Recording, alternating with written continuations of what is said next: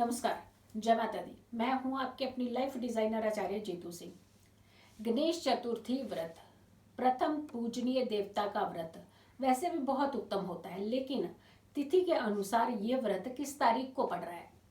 अब 29 तारीख की अगर हम तिथि की बात करते हैं तो ये तिथि जो चतुर्थी तिथि है वो लग रही है सुबह 6:34 है, यानी 6:34 से तिथि का स्टार्ट होना है पंचांग में। अब हम बात करते हैं कि समाप्ति कब है। 30 तारीख की सुबह 4:13 पर यह तिथि समाप्ति की ओर है। तो चतुर्थी तिथि जब सूर्य उदय पर हमें चतुर्थी तिथि चाहिए वो हमें 29 तारीख को मिल रही है। तो हमें गणेश चतुर्थी का जो व्रत है वो हमें 29 तारीख को रखना है। और ये व्रत शुभ योग के साथ स्टार्ट हो रहा है। शनिवार का दिन है, लेकिन साथ के साथ शुभ योग भी है और शुभ योग का आपने फायदा जरूर उठाना है।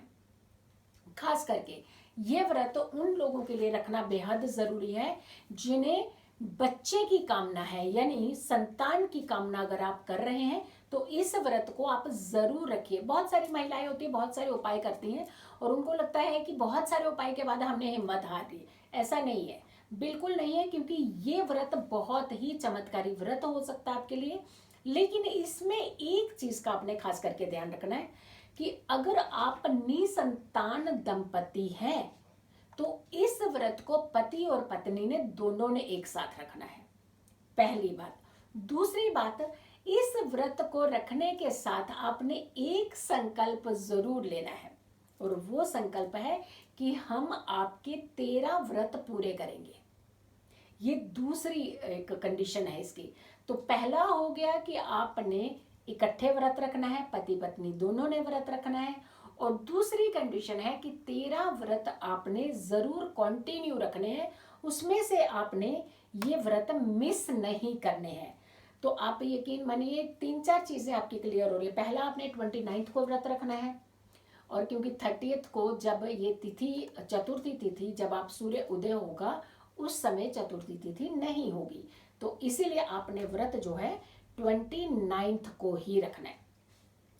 अब आती है बात कि इस व्रत को रखने के लिए खास करके जब हमने कहा कि संतान प्राप्ति के लिए आप ये व्रत रख सकते हैं, ये उनके लिए बहुत फायदेमंद वाला है। लेकिन आप ऐसा नहीं है कि बाकी लोग इसका व्रत नहीं रख सकते। जैसे बहुत सारी माताएं हैं वो चतुर्थी के सारे व्रत रखती हैं, गणेश की पूरी आराधना करती हैं। तो आप अपने जो नॉर्मली व्रत रखते हैं उसे जरूर रखिएगा, लेकिन नियमों का पालन जरूर कीजिएगा। दंपति अगर आप व्रत रख रहे हैं, यानी संतान की कामना के लिए व्रत रख रहे हैं, तो आपको तिल का भोग जरूर लगाना है। यानी सफेद तिल होते हैं, उसे आपने थोड़ा सा भून लेना है, उसे गर्म करके थोड़ा सा रोस्ट करके ठंडे करके उसके अंदर आपने शक्कर मिला करके गणपति को भोग जरूर लगाना है इस चतुर्थी पर। अगर आप नॉर्मली व्रत रखते हैं तो आप बहुत सारी जो है रेमेडीज चीजें जो है वो पूरी करते हैं, फुलफिल करते हैं। लेकिन उसके साथ एक और ऐसी चीज है जो आपने इस व्रत को करनी ही करनी है, क्योंकि ये शुभ योग के अंदर व्रत पड़ रहा है। तो ऐसे में आपको काफी हद तक ये लाभ दे सकता है। बहुत सारे बच्चे ऐसे होते हैं जिनको खास करके उनका मिशन अचीव नहीं होता है। अगर वो जॉब चाहते हैं, जो पर्टिकुलर जॉब चाहते हैं वो नहीं हो पा रहा है, या फिर वो हायर एजुकेशन के लिए कई बार बहुत ज़्यादा ट्राई करते हैं, कुछ विदेश में ट्राई करना चाहते हैं। कुछ बच्चे जो हैं वो हायर एजुकेशन में अपनी एडमिशन अपने मन मुताबिक कॉलेज के अंदर लेना चाहते हैं, कुछ अच्छे इंस्टीट्यूशन का वो सहयोग लेकर के अपनी एजुकेशन को आगे बढ़ाना चाहते हैं। लेकिन कई बार ऐसी सिचुएशन बनती है कि ये सिचुएशन जो है आपको बीच में ला करके खड़ा कर देती है, यानी आपकी फुलफिल वो नीड नहीं हो पाती। तो आपके लिए बहुत ही एक चमत्कारी उपाय है, इसे आप जरूर कीजिएगा। एक लाल रंग का धागा ले लीजिए, माता ये उपाय करेगी अपनी संतान के लिए। यानी प्रथम पूजनीय देवता मात्र भक्त है, बहुत जल्दी आपकी बात मानेंगे। तो माता ने ये उपाय करना है अपनी संतान के लिए। अगर आप बच्चे आप इस तरीके के हर्डल्स फेस कर रहे हैं तो आप जरूर इस वीडियो को, अगर आपने देखा है तो अपनी माता जी के साथ इस वीडियो को जरूर शेयर करें।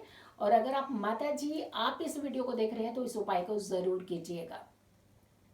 लाल रंग का धागा लीजिए, धागा पक्का हो, देखिएगा टूटना नहीं चाहिए। और ये कम से कम 40 दिन तक बच्चे ने धागा हाथ में बांध करके रखना है। और उसके बाद भी हम बताएंगे कि इसका उपाय कैसे करना है, क्या करना है। इस धागे को आपने चतुर्थी की शाम, चतुर्थी की शाम जो हम आपको टाइम बता रहे हैं उस टाइम का ध्यान रखिए। सूर्य अस्त का जो समय होता है उससे 40 मिनट पहले से लेकर के सूर्य अस्त के बाद का समय, यानी 40 मिनट पहले 40 मिनट बाद, ये समय के बीच में ही आपने ओम गंग गणपते नमः इस मंत्र का 3 माला जाप करना है।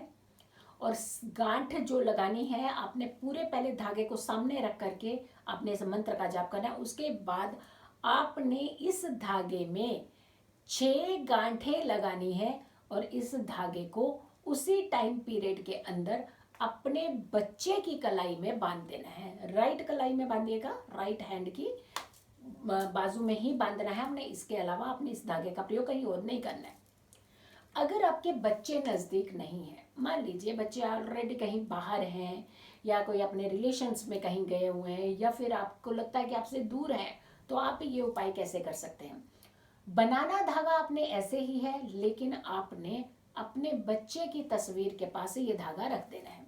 जब भी बच्चा घर आए तो आपने इस धागे को उसे जरूर कलाई में पहना देना। लेकिन 40 दिन, जिस दिन से आप ये धागा बना करके पहनाएंगे वहां से आपकी काउंटिंग, यानी वो पहला दिन होगा। और 40 दिन लगातार आपने इस धागे को पहनाए रखना है बच्चे की कलाई पर। अब 40 दिन के अंदर अगर आपकी मनोकामना पूर्ण हो जाती है तो इस धागे को आपने पहले थोड़े समय, लगभग 30 से 40 मिनट के लिए आपने पूजा स्थान पर रखना है। और उसके बाद 40 यानी 41वां दिन जो होगा उसकी सुबह आपने इस धागे को ले जाकर के किसी भी पेड़ पौधे में बांध देना है, लेकिन नुकीला कांटेदार पौधा नहीं होना चाहिए। समझ आ गया बात। आपने इसी तरीके से इसको उपाय को करना है। और यकीन मानिएगा, जो फील्ड आप चुनना चाहते हैं वो आपकी विश जरूर पूरी होगी, फुलफिल होगी। दंपति की बात कर रहे थे तो आपने भोग जरूर लाना है, आपने उपाय जरूर करना है, आपने पूजा पाठ जरूर करनी है। लेकिन एक उपाय आपको देने जा रहे हैं जो आपने जरूर ही करना है। शयन से पहले, सोने से पहले आपने भगवान गणपति की एक एक माला दोनों ने जाप जरूर करना है। और गणपति की आराधना करते हुए मन के अंदर सिर्फ और सिर्फ यही विचार रहना चाहिए कि आप जल्द से जल्द आपके घर में एक नन्हा सा मेहमान जरूर और जल्दी आए। उसके पश्चात आपने जो माला आपने फेरी है, जिस माला से आपने जाप किया है, दोनों पति पत्नी ने उस माला को मंदिर में रख देना है, घर के पूजा स्थान पर रख देना है। अगली सुबह आप दोनों ने वो माला धारण करनी है अपनी अपनी, यानी माला अपनी अपनी होनी चाहिए, एक दूसरे की माला से ये प्रयोग नहीं करना है। दोनों ने लगभग 40 दिन तक ये माला अपने गले में धारण करनी है। शयन के समय यानी रात को सोते समय आपने माला ये उतार देनी है, अपने पूजा स्थान पर रख देनी है।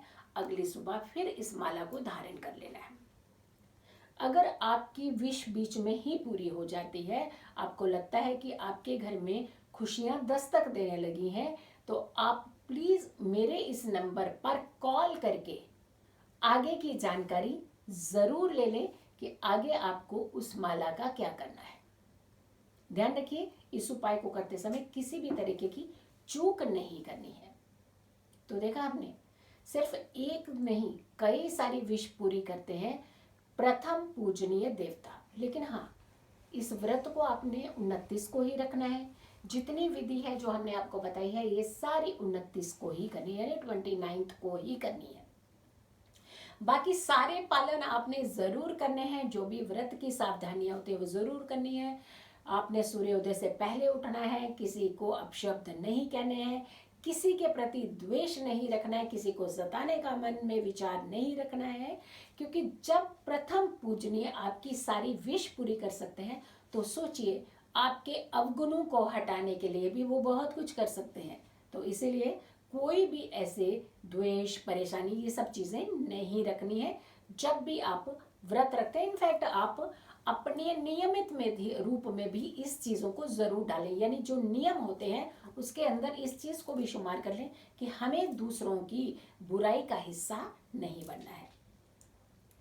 तो खुश रहिए, स्वस्थ रहिए, पॉजिटिव रहिए। अगर आप लोगों ने अभी तक मेरे चैनल को सब्सक्राइब नहीं किया है तो ज़रूर कीजिएगा। इस वीडियो को बहुत सारे लोगों तक ज़रूर पहुंचाइएगा। नोटिफिकेशन ज़रूर ऑन कीजिएगा ताकि अगली वीडियो आप तक ज़रूर पहुंचे। जल्दी हाजिर होंगे एक अच्छी वीडियो के साथ। तब तक के लिए नमस्कार।